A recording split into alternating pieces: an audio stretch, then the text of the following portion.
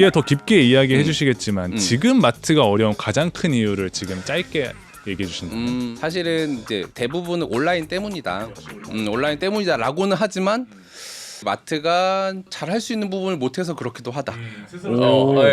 궁금한데요? 네. 티징이라고 하니까 뒤에서 말씀드릴게요.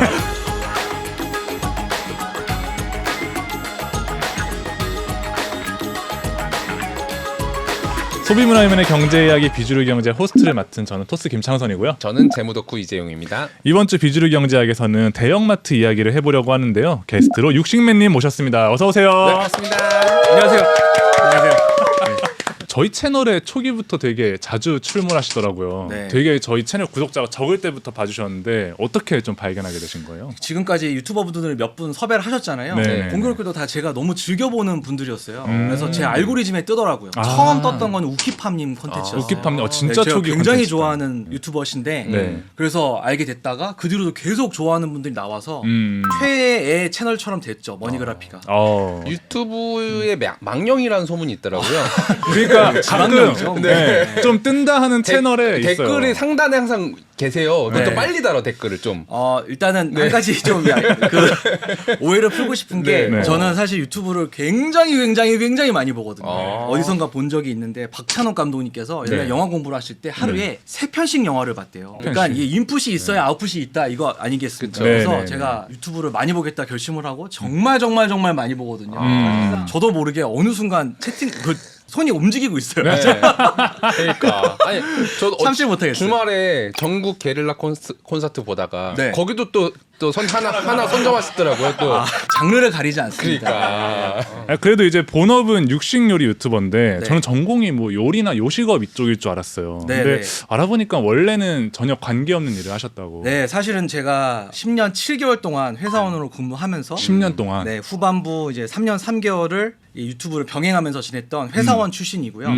유통에 관련해서는 모바일 게임 회사에 다니시는 분이 뭐 플스 게임도 대충은 알듯이 저도 유통 전반에 대해서는 당연히 잘 알고 있고 그런 면모로서는 처음으로 카메라에 서는 것 같아요. 아, 그러니까요. 네. 그러니까 저희가 처음에 섭외를 할 때도 당연히 뭐 육류나 고기 뭐 이런 이야기를 할 줄 알았는데 마트를 다뤘으면 좋겠다라고 얘기해 주셔서 그 이유는 네. 사실은 제가 이제 머니그래피에 막 댓글을 찌끄리지 않았습니까? 네.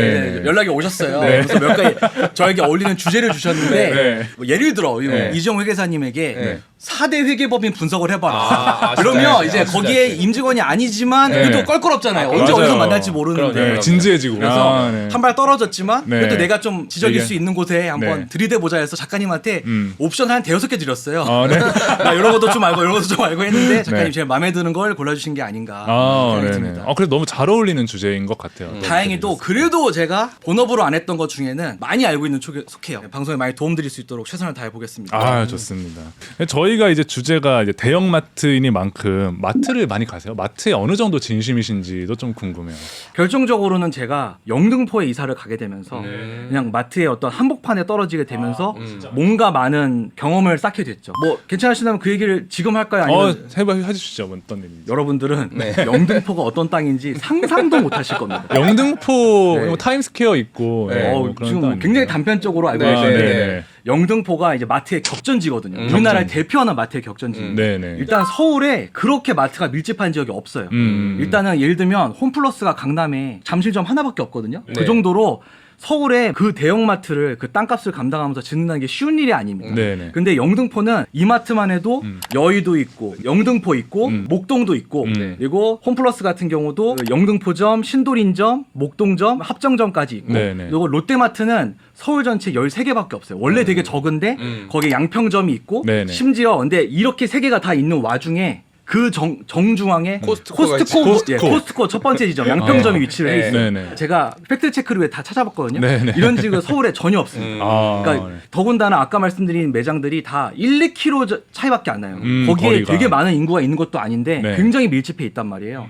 제가 거기에 있으면서 유튜브를 병행하다 보니까 사람들에게 좀 쇼핑 정보를 드려야 되거든요. 네네. 그래서 아마 여러분 뭐 이마트를 잘 하시는 분, 홈플러스 잘 이런 분들 많을 겁니다. 하지만 이런 마트들을 두루두루 잘 하시는 분은 굉장히 적을 거라고 생각해요. 저는 저는 진짜로 그냥 매번 다른 데를 계속 다닐 정도로 마트들 다양하게 다니는 걸 좋아하거든요. 네. 재용님은 네. 마트를 좀 자주 가세요? 저는 한 일주일에 한 번? 일주일에 정도는 한 번? 갑니다. 예, 그 정도면 주말에- 자주 가는 자주 편인 것 가시는 같아요. 거예요. 네. 왜냐면 이제 먹는 거는 잘 인터넷으로 잘 안 사게 되는 것 같아요. 왜냐면 딱 눈으로 보고 이게 상태를 봐야 되니까 또 마트에서 이렇게 1시간 걸어 다니면 좀 이렇게 약간 운동이 되잖아요. 그러네요. 운동 삼아 이런 거 하기도 해서 저는 마트를 좋아합니다. 저도. 그동안 사실 저희가 다른 주제로 좀 촬영을 하면서 대형마트 산업에 대한 언급들을 재용님이 짧게 좀 해주셨었잖아요. 근데 좀 오늘 본격적으로 마트 이야기를 좀 펼쳐보기 전에 대형마트 산업이 재무적으로 어떤지 좀 가볍게 티징을 해주신다면? 마트를 표현하자면 사실 되게 구태의연한 표현인데 네. 티끌모아 태산이다. 티끌모아 태산. 티끌이에요. 그러니까 어쨌든 티끌이다. 마트에서 뭔가 물건 하나 팔아서 많이 남기긴 힘들어요. 왜냐하면 싸게 팔아야 남들이 구매를 할 거니까. 근데 그게 정말로 많이 팔리고 많은 사람들이 사다 보니까 그 1% 2%의 마진들이 모여서 엄청난 매출액과 엄청난 영업이익을 만드는 그런 사업이죠. 뭐 뒤에 더 깊게 이야기해 주시겠지만 지금 마트가 어려운 가장 큰 이유를 지금 짧게 얘기해 주신다면 딱 한 이유를. 가장 큰 이유. 네. 사실은 이제 대부분은 온라인 때문이다. 역시 온라인 온라인 때문이다. 때문이다라고는 하지만 약간 이제 마트가 좀 더 잘할 수 있는 부분을 못해서 그렇기도 하다. 스스로 잘못도 있다. 네. 궁금한데요? 티징이라고 하니까 뒤에서 말씀드려요. 비 컨티뉴. 비주얼경제학 대형마트 편 본격적인 이야기 펼쳐보기 전에 마트 고수인 육식맨님이 어떻게 쇼핑하는지 쇼핑 루틴을 짚어보려고 해요. 특히나 이제 육식맨님답게 이제 고기나 육류를 많이 구입을 하실 것 같은데 마트별로 육류의 특징이 있나요? 일단은 오늘 이제 제가 3대 마트를 여러모로 분석을 해야 될 텐데 네네. 또 많은 비난에 휩싸일 수 있기 때문에 네네네. 한 가지 밑밥만 깔아놓자면 네. 일단은 제가 또 지난주에 이건 하루에 다녀와야 된다. 네. 하루에 3대 마트를 다 다녀왔습니다. 동일하게. 이걸 다른 날 가면 그쵸. 이거 안 된다. 비교가 안 되니까. 네. 시장 조사하러. 네. 근데 안타깝게도 네. 세 개의 마트가 아주 결정적인 차이는 없다는 거는 미리 좀 밑밥을 깔고 싶어요. 세 개 네. 마트 집 앞에 이마트 있으면 이마트를 제치고 홈플러스 가진 않는다 이거예요. 그쵸. 그 정도로 강력한 차이는 없는데 고기 코너에 한정하자면 기본적으로는 일단은 그 정육점이 크냐 안 크냐가 중요해요. 정육 코너가 크냐 안 크냐. 크면 상품이 많고 다양성이 있고 챙겨놓은 게 많다는 얘기니까 소비자의 선택도 늘어나는 거예요. 네. 단적으로는 영등포에 있는 롯데마트가 양평점 하나인데 네. 아쉽게도 롯데마트 양평점은 정육 코너가 되게 작은 축에 속해요. 아. 근데 홈플러스는 굉장히 크거든요. 홈플러스 네. 영등포점은 정육마트가 한눈에 안 들어올 정도로 있어요. 그러다 보니까 다양성 자체가 생기는 거죠. 그러니까 뭐 고기 살 거면 일단 이 육류 코너가 제일 큰 네네. 데로 가라. 예를 네. 들면 육류 코너가 커요. 네. 그럼 구색을 맞추기 위해서 수입산도 있어야 돼요. 그럼 네네. 수입산은 싸잖아요. 네. 그러면 한돈도 가격을 좀 조정할 수밖에 이게 그냥 너무 당연한 수순이 벌어져요. 네, 그러니까 큰 데 갈수록 유리하긴 한 거죠. 저는 개인적으로 이마트가 조금 더 구색이 좋다고는 판단을 하는데 왜냐하면 다른 마트에는 있다 없다 하는 양고기가 제가 본 바로는 이마트에는 양고기가 상시 있는 느낌이고 양고기요. 양고기가 있다는 건 어쨌든 다양성을 추구하겠다는 의미잖아요. 그러면 같은 부위가 있더라도 커팅이 달라진 것도 있다거나 뭐 특수 부위 같은 것도 있다거나 이런 식으로 기획적으로 준비를 한다는 얘기니까요. 어쨌든 대중화되지 않은 양고기가 이제 이마트에 있다는 게 이제 네. 여기 구색이 어느 정도 갖춰져 있다라는 걸 좀 네. 보여주는 거라고 할 수 있겠네요. 코스트코는 좀 어때요? 육류 시장에서. 코스트코는 그냥 고기 천국이라고 말해 뭐해. 그럼요. 네. 저는 다양성도 다양성인데 그냥 저는 가격이라고 무조건 생각해요. 가격. 가격이 어. 그냥 아예 비교 불가해요. 그 정도로 쌉니다. 근데 이제 말씀하신 대로 이제 뭐 코스트코는 진짜 압도적인 가격이 있고 뭐 이마트 같은 경우에는 뭐 한국에서 만나기 힘든 양고기까지 갖춰놓을 정도로 약간 이런 마트마다 이제 고기의 특색들이 있는데 그럼에도 마트에 잘 안 가신다고 들었어요. 그러면은 고기를 도대체 어디서 사시는 건지 그게 좀 궁금하거든요. 이건 저 개인적인 제 직업적인 이유도 있는데 네. 저는 이제 요리를 하는 사람이니까 제 요리에 딱 맞는 커팅이 필요하잖아요. 네. 근데 우리나라는 이제 고기 문화가 흔히 말하는 코리안 BBQ죠. 세계인들이 열광하는 네. 그 구워 먹는 네, 방식. 네, 앞에서 구워 먹는. 요게 상당히 맛있긴 해요. 그냥 요리 과학적으로 화학적으로도 맛있긴 한데 요거를 계속 먹다 보니까 질리고 다른 요리를 하고 싶은 사람들에게는 마트에 가서 해법이 안 나오는 거예요. 그러니까 예를 들어 삼겹살도 우리 많이 좋아하는 뭐 그 한 2cm 정도 두께 되는 이런 것만 해도 마트에 없단 말이에요. 그러면 가서 그렇게 잘라달라고 해야 되는데 네. 쉬운 문제가 아니에요. 그쵸. 이게 이렇게 있는 걸 들고 오고 싶지. 쭈뼛거리기도 하고 이게 약간 부끄럽기도 하고 네. 거절당하면 기분 나쁘니까 하기 싫기도 하고 네. 저는 이제 인터넷으로 많이 하는 이유가 인터넷에 작게 사업하시는 분들이 많이 들어오면서 그런 것들을 선택할 수 있게 됐어요. 아, 네. 예를 들면 요즘에는 삼겹살 두께 2cm 검색하면 상품이 나올 정도예요. 아, 네. 그러니까 안 찾을 이유가 없는 거죠. 가격 경쟁에도 온라인이 확실히 뛰어난가요? 그거는 쉽지 않을 거라 생각했는데 뛰어나더라고요. 근데 요거는 제 뇌피셜입니다. 제 생각에 이마트 홈플러스 롯데마트가 온라인 가게들보다 고기를 싸게 소싱할 수 없을 리가 없어요. 그렇죠. 무조건 가능한데 네. 어쨌든 중장년층에서 마트에서 고기를 사는 인구는 정해져 있으니까 이 사람들한테 일정의 수익을 얻으려면 약간의 그래도 맞아요. 1등급 이상의 한돈을 깔아놓는다든지 그러니까 네네. 최저가 상품을 깔아놓을 이유가 없는 거예요. 그 사람들 입장에서는. 네네네. 어차피 수요는 있는데 어차피 할 땐 3-40만 원씩 긁는데 거기에 그 안에 고기가 4만 원이고 5만 원이건 별로 신경 안 쓰잖아요. 근데 저 같은 경우는 이건 1등급만 해도 맛있는 요리인데 1등급으로 어떻게 살 수 없나? 이러면 온라인 가면 있는 거죠. 그걸 저는 안 고를 이유가 없는 거예요. 그걸 존재를 알고 있는데. 아 그게 어떻게 보면 이제 되게 본질적인 질문이에요. 마트가 왜 요즘 어려운가에 대한 이제 오, 그러네요. 예, 사실은 사람들은 마트를 갈 때 아 여기가 쌀 거다라고 기대를 하고 가고 그런 믿음이 있어야 믿음이 있어야죠. 네. 한 번 갈 걸 두 번 가고 할 텐데 네. 이제는 확실히 사람들이 야 마트는 제일 싼 게 아니라 그냥 뭐 마실 놀러 나가는 거 약간 산책 구경하러 겸 가고 구경하러 네. 가는 데야라고 인식을 많이 하게 되는 것 같아서 근데 그러다 보면 굳이 내가 놀러 갈 때 많은데 여기를 왜 가지? 물건은 그냥 쿠팡에서 사고 딴 데 놀러 가면 되지. 그러다 보니까 마트의 경쟁력이 점점 떨어지는 것 같거든요. 참 약간 그런 어려움이 있습니다. 예. 가격뿐만 아니라 사실 마트 내에 있는 어떤 코너 배치나 동선 같은 게 사실은 되게 마케팅에 많이 숨어 있다고 해서 들은 것 같아요. 맞아요. 마트를 사실, 많이 다니시잖아요.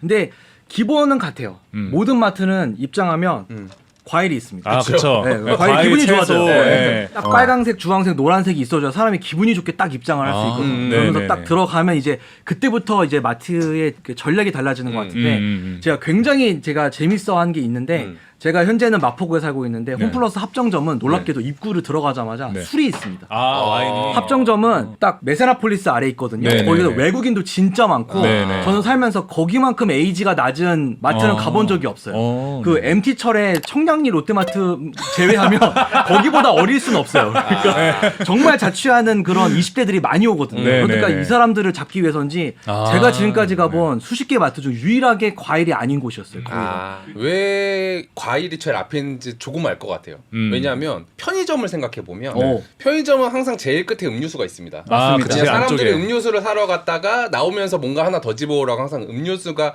항상 입구에 있는 경우는 없거든요. 맞아요. 네. 그게 이제 편의점에서 제일 중요한데 네네. 마트는 뭐가 제일 중요하면 카트를 끌고 무엇을 하나 담을 것이냐가 제일 중요한 거예요. 네네. 안 담을 거면 아예 안 담을 건데 하나라도 담으면 두 담기 개, 세 개 시작하면. 담는 건 쉽다는 거죠. 그러네요. 그래서 아까 합정점 얘기할 때도 이 사람들은 술을 찾으러 왔어. 네. 술 일단 담아. 안주도 담아야지. 약간 이런 관점에서 이제 네. 전략을 세웠잖아. 어. 되게 공감이 되는 포인트인 것 같아요. 약간 이런 마트 안에 이제 코너들 중에서 가장 큰 매출을 내는 효자 코너 같은 게 있나요? 너무 궁금합니다. 뭐 효자 코너요? 네. 일단은 보통 1위로 나오는 게 네. 돈육. 돈육? 네. 아, 육류. 그래서 네. 저가 돼지를 안 파는 겁니다. 그래서 어차피 사주니까 네. 언제나 네. 어느 시대나 1위는 돈육. 아, 그래요? 돼지고기다. 어. 2위는 뭐 맥주나 뭐 쌀 뭐 이런 종류인데 맥주가 또 은근히 또 마트한테 되게 중요한 게 맥주로 가는군요. 야, 왜냐면 그거는 생각 온라인으로 살 못했어요. 수가 없잖아. 온라인 생각해보니까 저도 술은 마트에서 그러니까 사네요. 보통 이제 제일 킬러 아이템이에요. 네, 그러네요. 왜냐면 딴 거는 어떻게든 대체가 가능한데 맥주는 대체가 안 돼. 물론 편의점도 그러네요. 있긴 하지만 아무래도 이제 규모 영역 측면에서 맥주는 확실히 마트가 훨씬 싸잖아요. 그러네요. 네. 생각해보니까 이마트 공덕점도 술은 위에 있습니다. 아, 자신 있는 거죠. 그거 살려면 올라가야 돼. 살 거면 올라와. 그치? 가는 길에 네. 막 이제 막 채우는 네. 거잖아요. 오. 네, 그렇죠. 중요합니다. 마트 이야기를 계속 하고 있는데 마트 하면 이제 PB 상품을 빼놓을 수 없잖아요. 60민이 보시기에 PB 상품 여기가 진짜 잘한다, 여기가 찐이다 하는 그런 브랜드가 있나요? 사실 PB는 좀 명확해요. 그냥 압도적으로 이마트가 제일 잘합니다. 아, 그거는 네네. 좀 뭐 비교가 불가능할 정도의 너무나 사람들이 좋아하시는 노브랜드. 제가 너무 좋아하는 피코크 그리고 자주도 굉장히 괜찮고요. 예를 들면 이제 노브랜드에 제가 제일 좋아하는 것 중 하나가 프링글스처럼 생긴 통 감자칩이 있어요. 감자칩. 되게 굉장히 저렴하고 맛있거든요. 네. 990원인가? 하여간 프링글스는 1990원이니까 굉장히 싸죠. 과자가 있다가 걔가 딱 있었거든요. 그러면 딱 가다가 이렇게 노란색이 있으니까 노란색이 눈에 띄면서 PB네 하고 또 가격표면 싸니까 집는 방식이었는데 지금은 노브랜드를 섞어놓지 않더라고요. 그러니까 샵인샵 개념으로 모아놓죠. 이마트 안에 이렇게 해놨어요. 근데 아. 그 정도로 노브랜드는 되게 브랜딩이 잘 됐다고 생각이 들고요. 근데 상대적으로 다른 이제 마트들은 말 그대로 PB 상품에 대한 그런 전략이 좀 약하다고 해야 되나? 부스팅이 좀 덜 되는 것 같긴 그게 하더라고요. 왜 그런가 모르겠어요. 어. 되게 좋은 전략인데 네. 왜 안 하는 건지 혹시 알고 계신가요? 근데 그 반대로 네, PB 저는 몰라서. 네. 그러면 왜 PB 상품을 해요, 보통? PB 상품은 당연하죠. 일단 두 가지 이유가 있을 것 같은데 첫 번째 이유는 이제 유통 단계를 줄임으로써 내 마진을 조금 더 확보하겠다는 전략 하나일 것 같고요. 네. 두 번째는 아까서 말씀하신 것처럼 우리만의 어떤 킬러 아이템 킬러 아이템. 역할을 해서 다른 데 가면 노브랜드가 없는데 여기는 노브랜드가 있지 않습니까? 그쵸. 이마트에만 있죠. 여기로 와주십시오라는 한 두 가지 이유가 있는 것 같아요. 그래서 그런 관점에서 보면 이마트가 거의 지금 전체 매출의 20% 정도가 PB에서 나온다고 아, 그 정도나 돼요? 하더라고요. 와. 그것도 최근에 굉장히 많이 컸어요. 그런 거 보면 확실히 이마트가 PB에 좀 진심이다 라는 측면은 좀 느껴집니다. 홈플러스는 얼마나 진심이 아니냐면요. 홈플러스 시그니처에 네. 네. 쿠킹 호일하고 비닐팩 있죠. 네. 그게 크릴랩이 아이레벨이 있고 맨 밑칸에 있는 거예요. 아. 홈플러스 시그니처가. 네네. 이건 그러니까 안 팔겠다는 얘기잖아요. 이거는 통탄스럽더라고요. 이게 이래도 되는 건가 이게? 이거 직원들이 근데 이제 PB 상품 하면 대표적인 게 코스트코의 커클랜드잖아요. 네. 거기가 가장 압도적인 것 같기는 거기 해요. 일단 빼고 말씀하신 것 같아요. 아, 거기는 이길 수가 커클랜드 없네. 그냥 네. 극락이죠, 극락. 네, 그냥. 지금부터는 본격적으로 재용님의 분석이 좀 궁금해지는데요. 국내 대형마트 재무제표를 좀 뜯어서 하나하나 살펴볼 수 있을까요? 이 시간만 기다려왔습니다.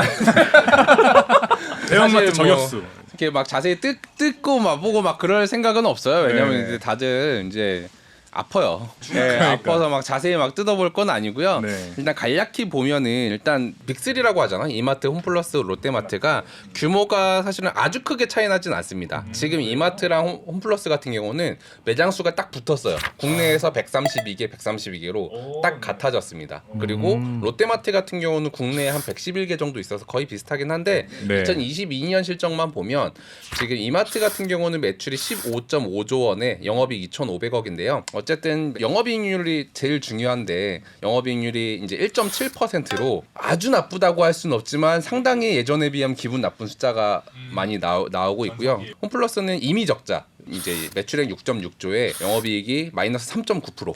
롯데마트도 적자까지는 아니지만 거의 그냥 이제 손익분기점 정도로 멈춰 있다라고 보시면 될 것 같습니다. 사실 이마트 같은 경우는 원래는 아예 못 버는 회사는 아니었어요. 2010년대 한 초중반 정도가 제일 이제 전성기였다라고 볼 수 있을 것 같은데 매장 수 추이 측면에서도 대략 한 2015년쯤에 거의 피크를 치죠. 그러다가 이제 세 개의 마트 모두 최근에는 없어지는 매장이 더 많아요. 그런 거 보면 결국 그 시점 2018, 19, 20, 21, 22가 또 공교롭게도 또 쿠팡이 성장한 시기랑 비슷해요. 아, 그러네요. 지금 유통 1위가 쿠팡이 됐잖아요. 그렇죠. 네. 그분들이 올라간 시점과 이 마트들이 내려간 시점이 결말 겹치는 거 보면 아무래도 온라인 시장의 영향력이 너무나도 커져버린 게 아닌가라는 느낌은 들죠.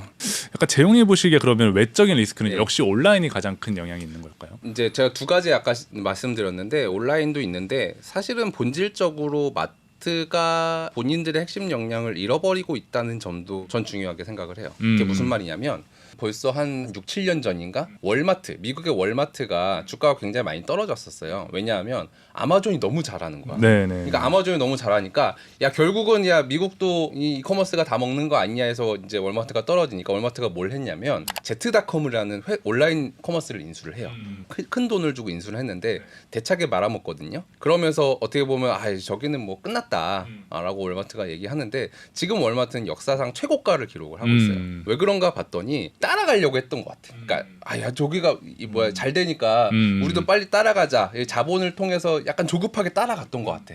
근데 해보니까 저거는 우리가 할 수 있는 게 아닌 거야. 차라리 매장을 조금 더 집중하자. 더 싸게 더 간편하게 매장 하나하나를 더 잘할 수 있도록 노력하면 그러면 더 잘 될 거야. 그리고 온라인은 그냥 오프라인 매장을 돕는 형태의 옴니 채널로만 운영하자. 서포트하는. 네. 그러다 보니까 이제 역사상 최대 실적, 최대 주가도 운용을 했던 것 같아요. 저도 기사에서 봤는데 알디라는 미국의 마트가 있는데 알디 점유율이 엄청 올라오고 있는데 거기가 최저가를 표방하는 곳이래요. 아, 최저가를. 코스트코처럼 대용량이 아니라 창고형이 아니라 네. 소형 마트인데 최저가예요. 예를 들면 포장 같은 게 정말 돈을 안 쓰는 느낌? 아, 이런 진짜? 식으로 네. 그러니까 엄청 줄일 수 있는 걸 다 줄여서 상품 가격을 가능한 떨어뜨린 매장인데 오직 가격에만. 네. 저도 월마트를 그러니까 미국에 뭐 출장 가거나 여행 가면 월마트는 웬만하면 꼭 가보는데 네. 보통 허름해요. 아, 네. 그래요? 오래된 느낌이 있나요? 매장 경험이 즐겁지 않아요.